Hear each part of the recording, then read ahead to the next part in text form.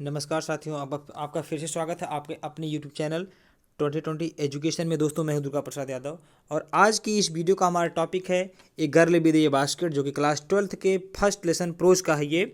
और ये वीडियो आपके लिए बहुत ही इम्पॉर्टेंट है और जिन बच्चों को बोर्ड का पेपर देना है और उन्हें अच्छा खासा मार्क भी स्कोर करना है, उनके लिए यह वीडियो बहुत ही इंपॉर्टेंट होने वाला है। वीडियो को बिना स्किप किए एक एक क्वेश्चन को आप समझेंगे, रटेंगे, बिल्कुल भी नहीं, याद नहीं करना, आपको समझना है। इसके इंग्लिश के साथ साथ हम आपको इसकी हिंदी भी बताएंगे। तो आपको बस केवल एक काम करना है, सब कुछ समझते हुए एक तरफ से चलना है और एट लास्ट आपको सब कुछ, जितना भी क्वेश्चन, उसका आंसर आ जाएगा दोस्तों, ठीक है ना। चलिए अपनी वीडियो को शुरू करते हैं। हमारा पहला क्वेश्चन आपके सामने है। पहला क्वेश्चन कहता है कि what disturbed the continuity of the writer's conversation at one of the station. कह रहा है कि पहला क्वेश्चन कह रहा है कि जो राइटर था, उस जो बातचीत कर रहा था स्टेशन पर रुक करके, उसकी बातचीत करने का जो सिलसिला था, जो कंटिन्यूटी थी, वह कैसे रुक गई, वह क्यों बातचीत करना रोक दिया या बंद कर दिया। तो उसका आंसर देखते हैं। उसका आंसर है at one station a group of refugee children. एक स्टेशन पर रिफ्यूजी चिल्ड्रन का मतलब शरणार्थी बच्चों का एक समूह आ गया। सराउंडेड द राइटर, आकर के राइटर को चारों तरफ से घेर लिया। देवर सेलिंग बास्केट्स, जो कि टोकरियां बेच रहे थे। This disturbed the continuity of the writer's conversation at the station, और इसी कारण उस राइटर का बातचीत करने का जो सिलसिला था वह स्टेशन पर रुक गया। चलिए, इतना तो हो गया आपका। अगला क्वेश्चन देखते हैं। अगला क्वेश्चन है दोस्तों, why were these children described as refugees. यह लोग जो दीज चिल्ड्रेन, ये जो बच्चे थे, डिस्क्राइब्ड एड रिफ्यूजीज, इन बच्चों को रिफ्यूजी क्यों कहा गया है, क्यों रिफ्यूजी के रूप में, क्यों शरणार्थी के रूप में इनका डिस्कशन हुआ, इनका क्यों वर्णन किया गया। चलिए इसका आंसर भी देखते हैं। These children were described as refugees, इन बच्चों को शरणार्थी का नाम दिया गया, शरणार्थी के रूप में इनका वर्णन किया गया। बिकॉज, क्योंकि their parents had been driven out of Pakistan, क्योंकि इनके माता पिता अपने घर को, मतलब पाकिस्तान से चले आए थे, बाहर चले आए थे। Having left all their property and houses, अपने प्रॉपर्टी को, धन संपत्ति को और अपने घर को छोड़ करके आए थे। कहाँ से? पाकिस्तान से, पार्टीशन के समय। They had come to India as refugees, वह लोग भारत में आ गए और शरणार्थियों की तरह जीवन यापन करने लगे। चलिए अगला क्वेश्चन देखते हैं। दोस्तों, आगे आपको समझ में आ रहा होगा और वीडियो समझ में आ रहा है तो फटाफट लाइक भी कर दीजिए और आगे देखते रहिए। चलिए क्वेश्चन नंबर 3 क्या कहता है। Why did the refugee children descend like locusts on the writers. ठीक है ना, मतलब जो बच्चे थे वह सभी बच्चे राइटर की तरफ टिड्डियों की तरह, लोकट का मतलब होता है टिड्डी, टिड्डियों की तरह क्यों टूट पड़े, क्यों जुट पड़े। द पुअर चिल्ड्रन, चलिए देखते उत्तर। इसका आंसर है the poor children thought that, गरीब बच्चों ने सोचा कि the American writer was a good customer, वो जो अमेरिकन राइटर आदमी है उनके लिए अच्छा खासा कस्टमर है, ग्राहक है। Therefore they descended like locusts on him to sell their basket, वह लोग उसकी तरफ टिड्डियों की तरह टूट पड़े, जुटे अपनी टोकरियों को बेचने के लिए। चलिए अगला क्वेश्चन देखते हैं। अगला क्वेश्चन है क्वेश्चन नंबर 4। क्वेश्चन नंबर 4 कहता है कि what made a writer realise that he had given offence by extending the gratuity to the girl as a substitute for not buying the basket. आदमी को कैसे ऐसा महसूस हुआ कि उसने टोकरी को ना खरीद करके लड़की के मन को ठेस पहुंचाई है, कुछ उसको दुख पहुंचाया, कुछ गलत किया है। चलिए इसका भी आंसर देख लेते हैं। इसका आंसर है दोस्तों, the girl did not accept the writer's gratuity and return the money with pride of grace. वह लड़की पूरे सम्मान के साथ आई, गर्व के साथ आई और उस आदमी का, मतलब लेखक के पैसे को वापस कर दी। ठीक है ना, लेखक पैसे को दिया था, टोकरी नहीं खरीदा, उसके पास जगह नहीं थी, इसलिए वह टोकरी को नहीं खरीद पाया और उसको कुछ पैसे दिया सहायता के रूप में, हेल्प के रूप में, तो इसीलिए उसको खराब लगा वाला करके उसका पैसा वापस कर देती है। This made the writer think that his gratuity had offended her, और इसीलिए वह उसके प्रति बहुत ही प्रेरित हो गया। ठीक है ना, चलिए अगला क्वेश्चन देखते हैं। क्वेश्चन नंबर 5 है। क्वेश्चन नंबर 5 कहता है साथियों, how did the writer realise that he had hurt the little girl's feeling. किस तरह से लेखक को लगा कि उसने छोटी लड़की के मन को हर्ट किया है। चलिए इसका आंसर है the girl wore rags she was in semi starvation.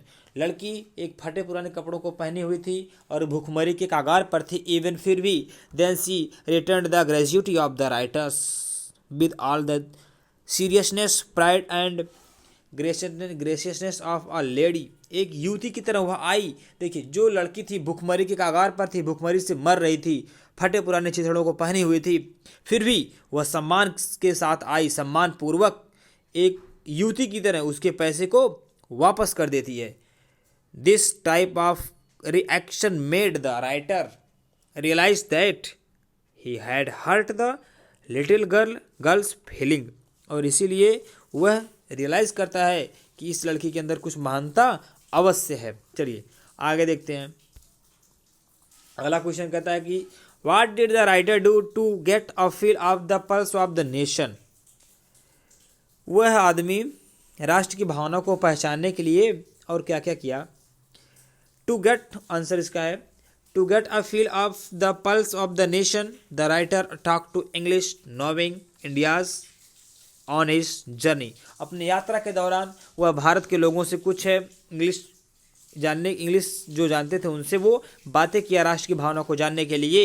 He talk about the world topics and the current topics of the day. उस दिन की छपी हुई खबरों के बारे में और वर्ल्ड टॉपिक संसार के कुछ मुख्य शीर्षकों के बारे में वो बातें किया। क्यों किया? क्योंकि वह राष्ट्र की भावना को जानना चाहता था। क्वेश्चन नंबर 7 है। क्वेश्चन नंबर 7 कहता है what facts did the writer discover about the peasant refugee. Peasant का मतलब होता है फार्मर। क्या होता है? फार्मर माने किसान। फार्मर का मतलब होता है किसान। तो जो शरणार्थी किसान थे उन लोगों के बारे में समझने के लिए कौन सा फैक्ट जानने के लिए वह डिस्कवर किया, क्या खोजा था, क्या समझना चाहता था उनके बारे में। चलिए इसका आंसर देखते हैं। इसका आंसर है the writer discovered that the peasant refugee were very poor. उसने देखा कि जो शरणार्थी किसान थे वो लोग बहुत ही पुअर थे, वेरी गरीब। ठीक। The year income was very low. उनकी जो वार्षिक कमाई थी बहुत ही कम इनकम थी। It did not exceed $100 a year. एक वर्ष में उनके पास $1 भी पूरी तरह से नहीं हो पाता था। They got 1 meal a day. वह लोग एक दिन में केवल भोजन ही ले पाते थे। They did not gate tea coffee and fat sweets और मीट। उन्हें कुछ भी टी चाय नहीं मिलती थी, कॉफ़ी नहीं मिलती थी, वसा नहीं मिलती थी, कोई मिठाइयाँ या फिर कोई मीट का मतलब मांस नहीं मिल पाता था। चलिए अगला क्वेश्चन देखते हैं। अगला क्वेश्चन आपके सामने है क्वेश्चन नंबर 8। क्वेश्चन नंबर 8 कहता है दोस्तों, क्वेश्चन नंबर 8 है, देखिए कह रहा है कि which vendor among the children drew the writer's attention most and why. Vendor का मतलब होता है विक्रेता, सेलर। किस विक्रेता ने, करेक्ट, चिल्ड्रेन ड्रीव, किस विक्रेता ने, किस लड़के, हाँ किस विक्रेता ने, उन बच्चों में से किस विक्रेता ने राइटर के मन को अपनी तरफ खींच लिया और क्यों खींच लिया। इसका आंसर देखिए। A beautiful girl of 9 year ड्रीव the writer's attention most.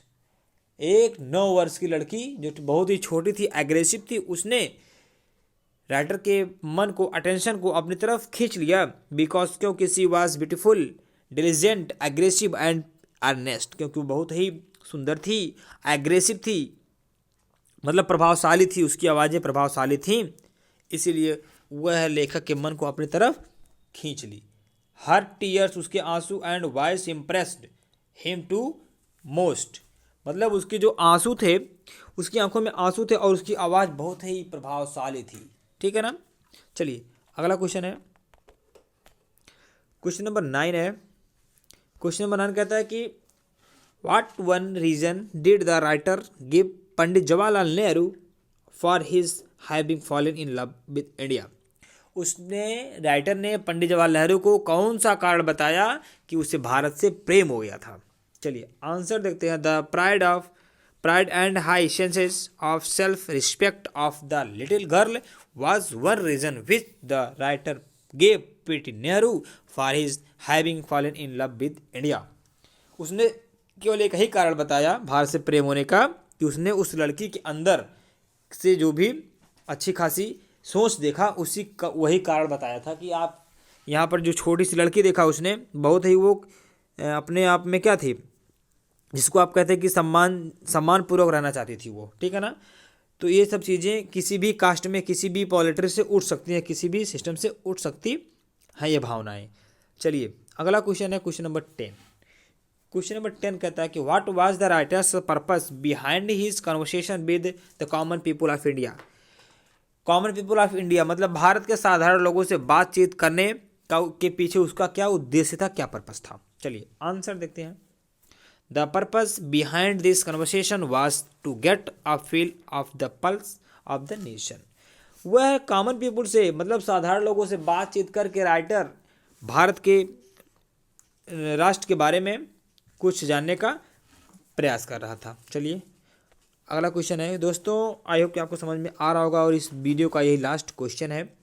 और इस वीडियो में जितना भी क्वेश्चन हमने आपको बताया उसकी हिंदी भी बताया है। आई होप कि वीडियो आपको समझ में आया होगा और आपके लिए बहुत ही हेल्पफुल साबित होगा। चाहे आपके पेपर में लॉन्ग आवे चाहे शार्ट आएगा, आप आंसर लिखिएगा, यही आपको नंबर भी पूरा मिलेगा। और समझिएगा, रटिएगा बिल्कुल भी नहीं।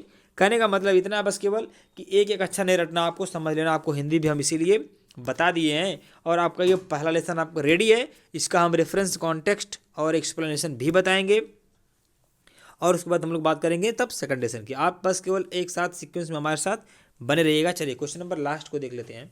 कहता है कि what sort of houses did the author see in the village the he passed.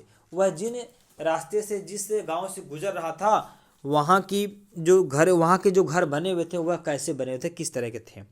The houses there in were made of mud mixed with water and cow dung. वहाँ की जो घर की दीवारें बनी हुई थी वह मिट्टी से और पानी से बनी थी, मतलब मिट्टी से बनी हुई थी और गाय के गोबर से लिपी हुई थी। Their roofs were thatched with grass and बाबू पोल्स। और उसकी जो छत से, जो उसकी ऊंचाई पिनेकल, जिसको आप झोपड़ी कहते हैं, उसकी जो झोपड़ी बनी हुई थी वह कैसे बनी हुई थी, घास से और बाम्बू पोल का मतलब बांस से। तो बांस से और घास से बनाई गई थी। दोस्तों आज की वीडियो में इतना ही, हम लोग मिलते हैं नेक्स्ट वीडियो में।